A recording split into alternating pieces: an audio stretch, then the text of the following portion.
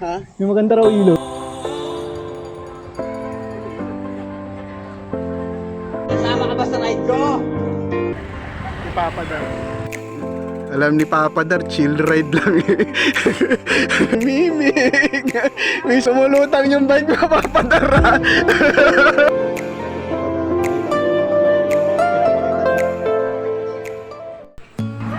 Good day mga kuyang, sama kayo sa ride namin ngayong araw. Bago tong trail, di pa namin lahat napupuntahan to. Please subscribe, like and share na rin. Gawa kami ng daan. Ayun o. Laro daan dito eh. Wala po kami hiningin GPX, so kakapain lang namin yan. So yun si Pinuno JR. So pinagpawisan tayo guys kasi alam mo naman, hindi sanay yung mga bayawak umahon. Na nasa kapatagan yung mga bayawak. Anong araw to? Alas 9, so Sabado ngayon. January 10, no? 2026. Let's go. Sikat itong trail na to na matatagpuan sa Norsagaray, Bulacan. Linking trail din ito ng San Jose del Monte, Osboy Falls, Baya Sitio Bangkal. Sakop to ng Barangay Bigte, Norsagaray, Bulacan. Nalaman ko tong trail na to dun sa mga vlog na napapanood ko sa YouTube. Kung first time ka lang napadpad dito sa akin channel, itong channel na to palaging nagpapakita ng mga trail na malapit lang dito sa Metro Manila. Bike all the way tayo palagi. Sana mag-enjoy ka at sana may matutunan dito sa akin channel. Napanood ko to sa video ni Pulsos Lodi at saka ni Kuyang Jose MTV. Malaki na ang nagbago dito sa trail nung una kong napanood to. Sabi ng mga bagong nagbablog dito, connecting trail ito papunta ng DRT Bulacan din. Sa palagay ko, idudugtong nila to sa likod ng Kabayunan. Maganda na ang panahon, di na masyado nag-uulan itong time na to. Compact na compact yung lupa, masarap gulungan ng gulong na pang trail.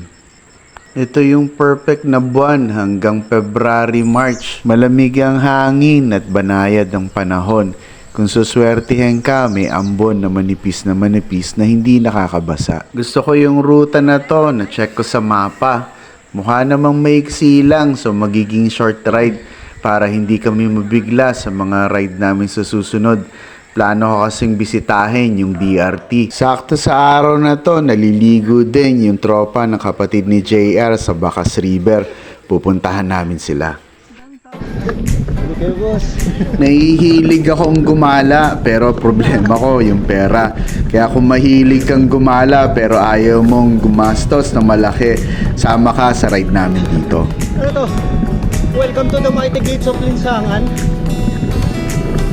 Welcome to the mighty gates. Welcome to the mighty gates of Linsangan. Ayun o. Doon tayo nang galing sa Kubong yun. Isang matinding lusong. Tapos isang maning ahon.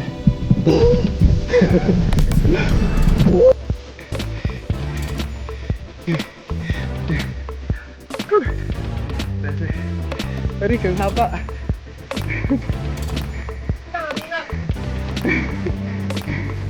Naglalag ako. Yung energy ko kailangan mapunta sa paghinga.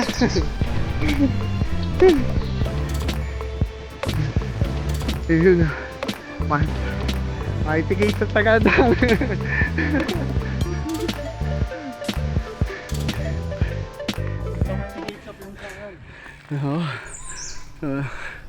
Meron tayong wall dito.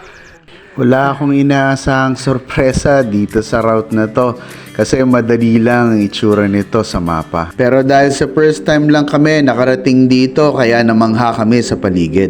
May kalsada na dito guys. Semento. Pagkatapos dun sa mighty gate ng Linsangan. Nadiligaw na kami dito kaya sumisilip sa JR, sa Gaia at saka sa Google Maps. Ha? Okay. So baba ka pa. Habang lumalayo kami sa main road at nawawala na yung kabahayan, nagulat ako sa tanawin sa paligid. Napakaganda. Sobra kong minaliit ang ruta na to. Meron pala siyang sorpresa para sa amin. May mangilan-ngilang kabahayan din na nakikita kami. Perfect siya dahil meron kami mapagtatanungan kapag medyo nag-aalangan na sa trail. Lagpas sa Las G's, mag-aalas 11 na itong mga oras na to. Sa tansya ko, aabot kami bago mag-alas 12, nasa Bacas River na kami. May napagtanungan kami dito na bata at may nirekomenda sa amin na magandang ilog na pwede naming puntahan sandali. May magandang ilog. May maganda raw ilog. Oo. Sa simula, magandang tanawin. Di namin alintana na budol na pala. Kabulin eh! Ayaw ni Oscar sumali. Bihira eh. Grabe oh. Yun na yung Palawan oh. Ba't tayo bababa dyan? Bihira ang lalo yun eh. Tatalan si ano. Si JR. Ay, Chamwali! Paano to, Chamwali? Maraming halaman naman yung babagsakan. Papadar, umiihi. Isang pagpag nga dyan, Papadar.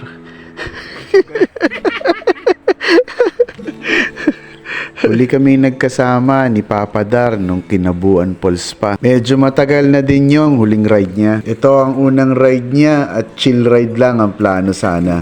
Alam ni Papadar, chill ride lang eh. Unang sa abak pa. Bihira eh. Minsan na nga lang sasama si Papadar. Sabi, chill ride lang daw eh. Ay, JR. Sabi na, huwag kayong naniniwala sa chill ride eh. Halos isang oras din yung pababa na bitbit namin yung bisikleta. Nagsisisi na kami dito. Pinagsisisihan namin kung bakit namin dinala yung bisikleta.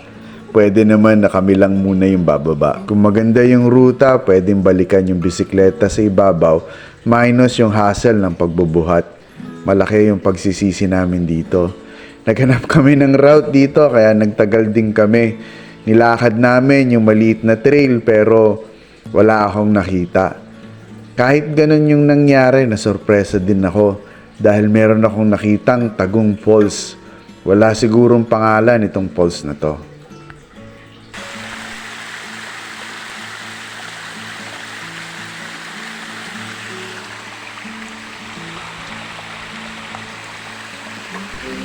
Medyo desperado yung feeling na nitong mga oras na to. Iniisip namin na bumalik sa ibabaw, dala yung bisikleta.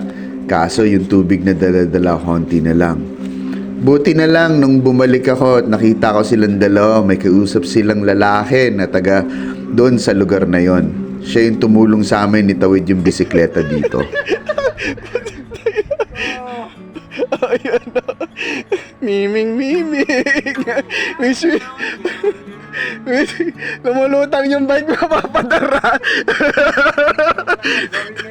Ngayon lang nakakita ko yung TV na lumulutang na.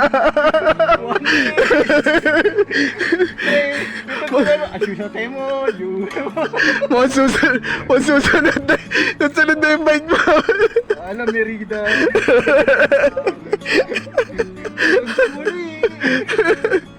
Grabe.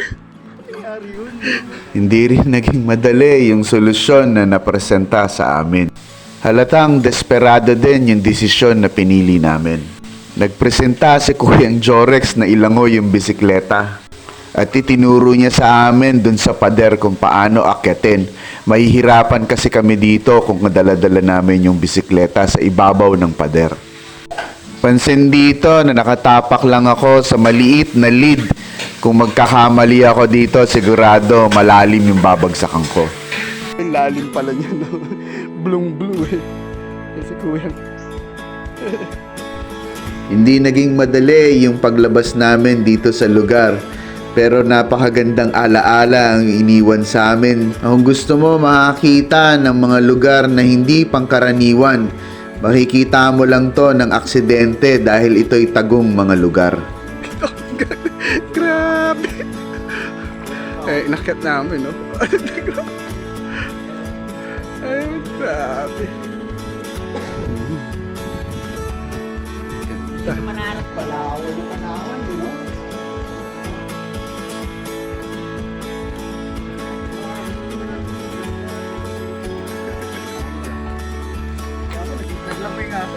Oo nga. Kinakabahan ka pa rin kasi hindi mo pa rin nakikita yung labasan. Wala pa tayo sa ano eh. Nasa loob pa rin tayo, hindi pa tayo nakakalabas eh. Hindi pa rin natin sigurado kung totoo yung sinasabi niya na mas malapit dito. Saka lang natin malalaman Tayo sa lupa. pag natagusan natin to. Tignan mo naman yung daan, no? Ano ka ba yan? Pandulas pa? Bangi. Bangi. Isang aksidente itong tagpo ng pagkakadiscover namin dito sa lugar. Sa aking pagkakaintindi, mga 3 grupo pa lang ang naliligaw dito. Na ang ibig sabihin ay talagang isa itong tagong paraiso. Marami sa mga kaibigan namin hindi naiintindihan itong ginagawa namin. Bakit namin ginagawa ito at tapos paulit-ulit namin pinahihirapan ang aming mga sarili. Pero ang sagot ko lang dito, ito ang nagpapasaya sa amin. Ito yung mga indikasyon at nagbibigay sa amin ng dahilan na magpatuloy kahit na mahirap yung nararamdaman namin. Itong mga oras nito, nakakapag-isip ka ng iba't ibang mga bagay. Isa na yung mga bagay na maaari na maaksidente at magiging buhay ang kapalit mo kapag ikaw ay nagkamali. Pero paulit-ulit namin itong ginagawa dahil ito ay nagpapasaya sa amin. Dito sa parteng ito, nakita na namin yung malaking kalsada at visible na siya sa mapa. Tuwang-tuwa na kami dito kaya naligo kami pagkatapos. Kung hindi mo pa rin naiintindihan kung bakit namin to palaging ginagawa, ito lang ang masasabi ko. Araw-araw naman ay mahirap talaga ang ginagawa natin. Marami sa ginagawa natin ay delikado din. Dito lang namin nahanap yung kasiyahan na hinahanap namin. Yung magbibigay sa'yo ng exciting. Kumbaga kung pipili ka ng ikamamatay mo, pumili ka ng masaya. Hindi naging madali ang pagkakadiscover namin dito sa lugar. Backtrack. Supply yung calibration ni Kaya. Sundan na natin si Google Maps kasi sabi ni Google Maps 100 meters mula dito sa direksyon na to. Kalsada na. Pabisan. Bike! Oh. This is a bike and hike adventure and everything in between. Hindi man kami ang unang nakadiscover o nakapunta dito, pero naramdaman din namin kung paano nila nadiscover at kung ano yung experience na naramdaman nila habang binabaybay itong mga kalsada na tago dito sa paraiso ng Norsagaray, Bulacan. Curious ako kung saan ang punta nito maliit na kalsada.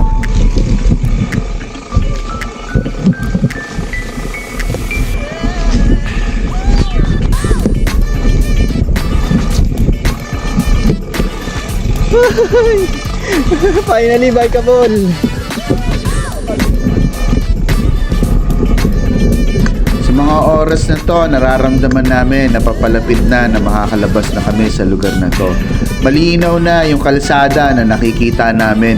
Meron na kaming sinusundan para lumabas doon sa Bacas River. Excited na ako ikwento itong storya namin na in-experience ngayong araw. Umaasa ako na mamimit ko yung kapatid ni JR dito. Tinetext niya kung maaabutan pa namin kasi mga bandang 1:00 na ng hapon ito. Sigurado papauwi na rin sila dahil umaga pa sila nakatambay doon. Dito tinatawagan niya kung pupwede kami sumabay sa kanila pauwi. Gusto pa rin namin idugtong yung trail, hindi makukumpleto kung hindi namin madadaanan itong trail sa likod ng Paul Simsemet Father, maabot ako. papunta ng balay dito sa likod ng Canyacan River. Sarap ko yan! Halos nakasemento na yung kalsada dito. Malaki pa yung trail nung huli akong dumaan dito nung tag-ulan. Nasiyahan din sila Papa Dar at si Kuyang JR dito. Hindi ko sigurado kung nakadaan na sila dito.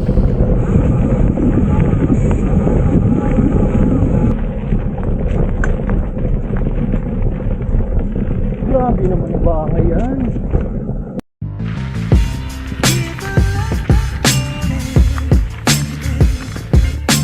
Maraming salamat at umabot ka dito sa parte ng dulo ng video natin. Mahaba-haba din tong biyahe na ginawa natin. Maraming hindi maaasahan at makakalimutan na pangyayari. So isang adventure ang nagawa natin ngayong araw na to. Sama kayo muli sa susunod na ride namin. Bibisita ko kayo sa DRT, Bulacan, gaya ng sinabi ko sa inyo sa una. Nag-upload ako tuwing Friday ng gabi at saka Saturday morning. Abangan nyo itong ating upload sa susunod na linggo. Please subscribe, like and share na rin. Medyo mahirap yung algorithm ni YouTube. Malaking bagay ito sa aking channel at ito rin yung nagbibigay sa akin ng kasiyahan upang magpatuloy palabas ito sa ating channel. Maraming salamat mga kuyang. Kita tayo sa trail.